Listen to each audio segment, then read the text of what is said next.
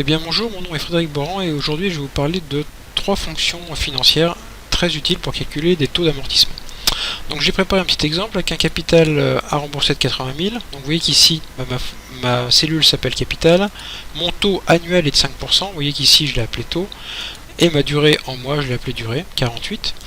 Alors on va déjà calculer la mensualité à rembourser.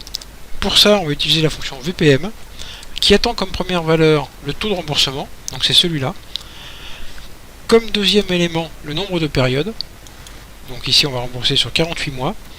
Et comme troisième élément, le capital à rembourser 80 000. Il y a deux autres paramètres qui ne sont pas forcément très utiles dans cette démonstration, qui servent surtout à savoir, le quatrième sert à savoir quelle est la valeur résiduelle que vous voulez avoir. Donc a priori pour nous c'est 0. Si vous ne la mettez pas, c'est la valeur par défaut. Et le type, savoir si vous payez en début ou en fin de mois. Donc c'est pas des petites finesses qui nous intéressent. On va laisser ça comme ça. Et là, vous voyez, ce qui peut être surprenant, c'est qu'on a une mensualité de 4000, tout simplement parce que j'ai fait une petite erreur volontaire, c'est que le taux, ici, il est annuel, alors que ma durée est en mois.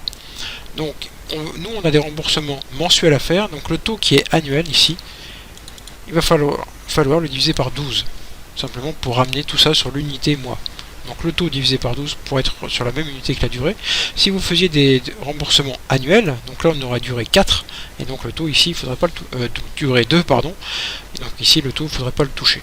Donc on va bien diviser notre taux par 12, et cette fois-ci on tombe sur une mensualité à 1842,34. Donc on va calculer maintenant, on va faire notre tableau d'amortissement. Le premier reste dû, c'est le capital qui est là. Mon intérêt, pour le calculer, j'ai une fonction qui s'appelle int_per, intérêt par période, qui attend comme premier paramètre mon taux, donc ici on le répète divisé par 12. Ma période, c'est ma première période de remboursement, donc il est là. Le nombre de périodes, 48, et mon montant à rembourser, 80 000 euros. Donc j'ai un premier intérêt de 333 à payer. Alors vous voyez que ça peut être gênant, alors je sais que ici, après vous allez avoir des moins de tous les côtés, donc ce qu'on va faire pour éviter ce genre de choses, on va mettre un petit moins ici. Donc on va revenir dans le monde des positifs. Voilà. L'amortissement, c'est l'amortissement de votre capital, ou autrement dit la part du capital que vous allez rembourser dans cette première mensualité. Ça va être calculé avec une fonction qui s'appelle _per, donc qui attend maintenant comme paramètre le taux.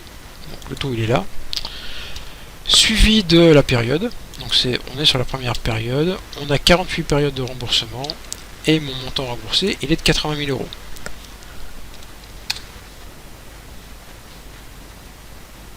Donc ici toujours, on va mettre un plus. Donc j'ai encore fait une petite erreur ici, vous voyez que ça c'est une erreur que vous ferez souvent. Le taux, il faut bien le diviser par 12. Et on vérifie bien à ce moment-là que mon mensualité, si je fais ça, plus ça, donc là évidemment on va tout remettre en négatif, en positif, je tombe bien sur la même mensualité que ça. Mon reste dû à ce moment-là, c'est égal à ça moins la mensualité qui sera là. La mensualité, ça sera le reste dû, ça sera ça moins l'amortissement du capital sur la part du capital que vous avez remboursé sur les 1842 euros. Donc on fera un peu de mise en forme à la fin. Une fois qu'on a fait ça, on va préparer notre tableau. Donc ici, la période, j'ai déjà préparé 1 et 2, donc on va jusqu'à 48. Donc là, vous sélectionnez le 1 et 2, vous déroulez comme ça. On doit être à peu près par là. 43, c'est un peu plus loin. 43, 44, 45, 46, 47, 48, voilà. Ça, ces formules, attendez, quand j'ai travaillé par des noms, je vais faire juste un bête copier-coller.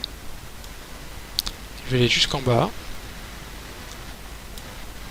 Voilà. Et ce qui est intéressant, c'est qu'ici je trouve 0. Alors vous voyez qu'il y a un petit. C'est intéressant d'ailleurs, il y a un petit souci d'arrondi.